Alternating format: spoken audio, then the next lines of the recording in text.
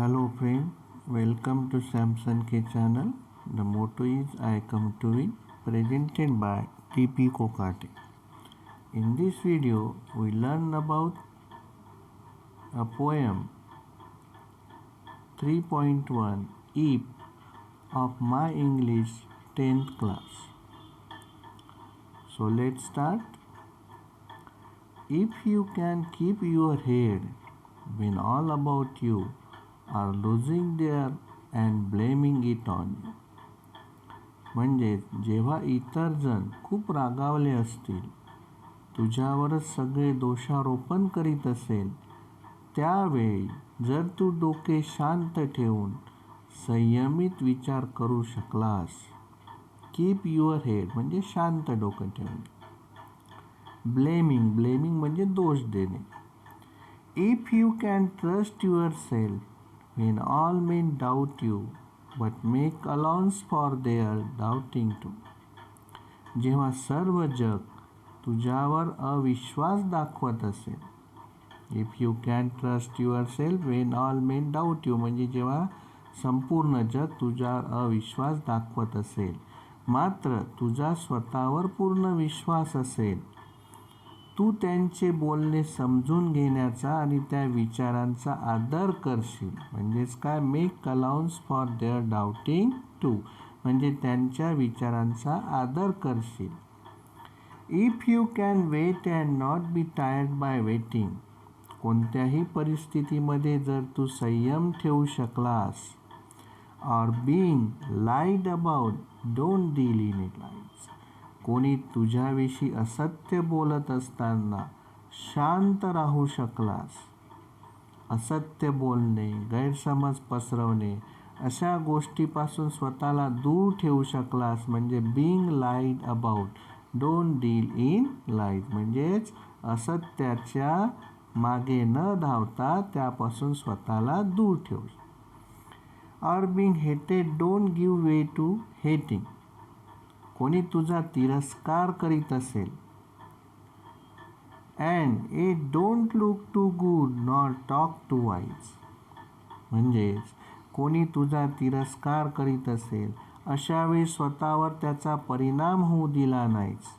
म्हणजे don't give way to hating म्हणजे त्या तिरस्कारामध्ये स्वतःला वाहवत न जाता त्याचा परिणाम आपल्यावर होऊ न देणे. आणि हे करीत असताना स्वतः महान असल्याचा म्हणजे डोंट लुक टू गुड महान असल्याचा, सर्वज्ञ असण्याचा म्हणजेच नॉट टॉक टू वाईज असल्याचा देखावा निर्माण जर केला नाहीस, तर तू नक्कीच हे जग जिंकशील. Next, if you can dream and not make dreams your master if you can think and not make thoughts your aim तू स्वप्न जरूर पहा, पण स्वप्नांच्या आहारी तू जाऊ नको म्हणजे स्वप्नांना तुझ्यावर सत्ता गाजवू देऊ नकोस. If you can think and not make thoughts your aim सखोल विचार जरूर कर, पण त्या विचारामध्ये स्वतःला भरकटू नकोस. If you can meet with triumph and disaster triumph म्हणजे यश आणि डिझास्टर म्हणजे अपयश, तुला अपयश मिळो अथवा यश, and treat those two impostor just the same म्हणजेच तुला अपयश मिळो अथवा यश या दोन्ही परिस्थितींना तू एकाच समान भावनेने स्वीकार कर, त्यांचा सामना कर. इम्पोस्टर म्हणजे या ठिकाणी विदूषक म्हटलेलं आहे दोन्ही परिस्थितींना, म्हणजे यश असो किंवा अपयश, की जे माणसाला एक प्रकारचं कुठेतरी त्याला डिवचण्याचा प्रयत्न करत असते, असा हा विदूषक. आणि म्हणून या दोन्ही परिस्थितींना एकाच समान भावनेने स्वीकार कर, असं कवी म्हणतो. If you can bear to hear the truth you have spoken तू सांगितलेल्या एखाद्या गोष्टीचा अविश्वासू लोकांकडून स्वार्थासाठी गैरवापर केला गेला twisted by knaves to make a trap for fool, म्हणजेच अविश्वासू लोकांकडून स्वार्थासाठी गैरवापर केला गेला. Or watch the things you gave your life to broken, किंवा तू कष्टाने मेहनतीने घडवलेल्या गोष्टी बिघडवताना नष्ट होताना पाहून खचून न जाता and stop and build them up with worn out tools, म्हणजेच काय, त्या गोष्टी नष्ट होताना पाहून खचून न जाता तुझ्या क्षमतेनुसार त्या गोष्टींना नव्याने आकार देऊ शकलास तर नक्कीच हे संपूर्ण जग तू जिंकशीलच.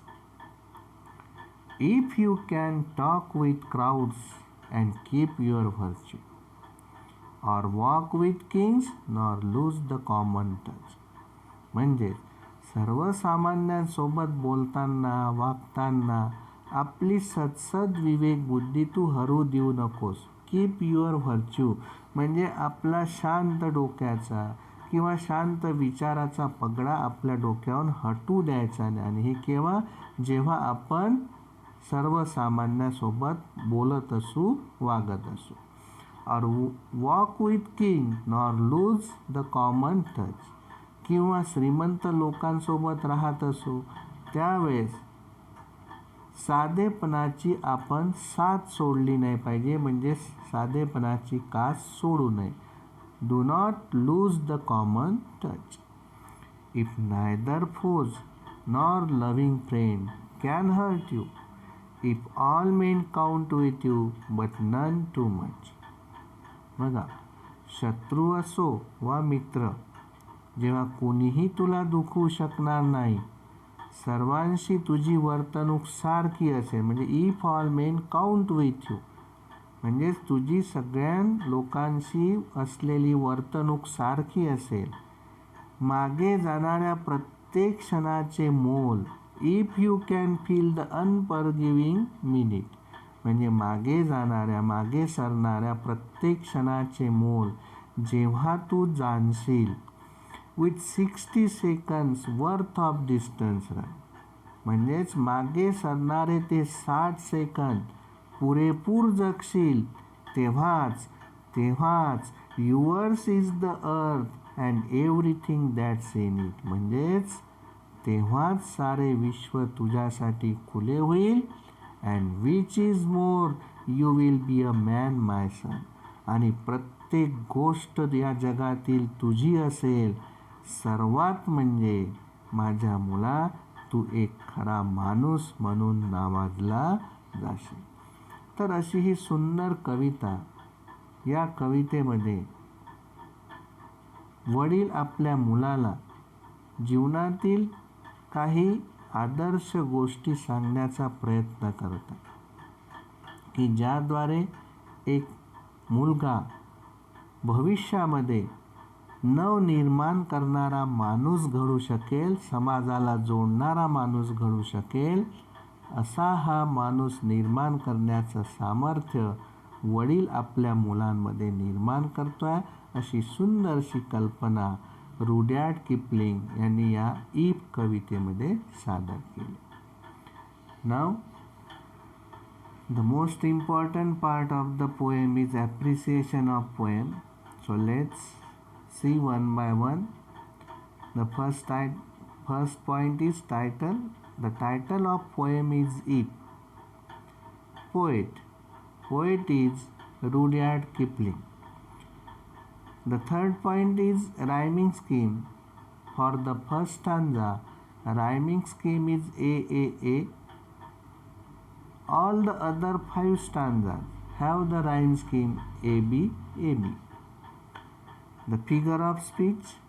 The figure of speech in this poem are antithesis, personification, and repetition.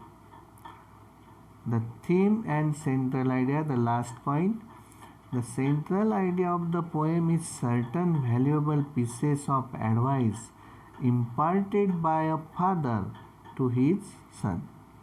Both the condition and results have a direct impact upon the lives of all young people.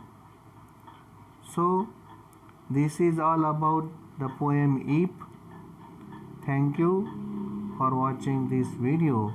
It's Samson K presentation, and we will meet again in next video with new topics. Thank you.